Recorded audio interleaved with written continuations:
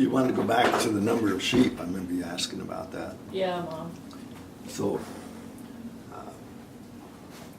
probably the most sheep that we lambed through the shed was 5,500 breeding ewes.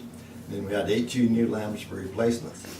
And see, every year when you process the sheep in the fall and you take off your older sheep and cripples and so forth, and you sell them, and then they should be replaced by younger sheep.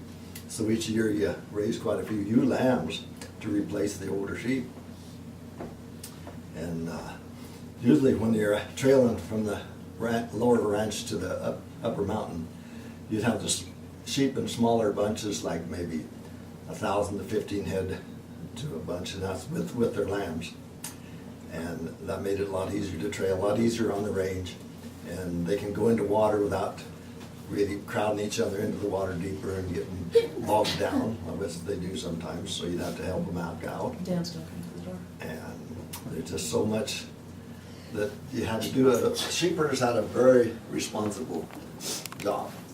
They not only did they watch out for predators, but they put the sheep on different areas for fresher grass, because remember, that grass is what makes our living, is the weight that we sell from the lambs.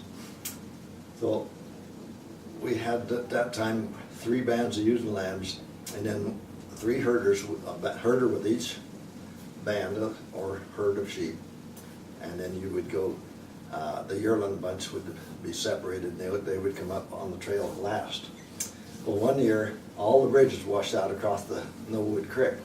So we had to take the whole herd back down towards Tinsley and cross the bridge there and come back up to the mountain that way. So every year is different. Your weather depends a lot on your operation, your feed situation, and your help situation.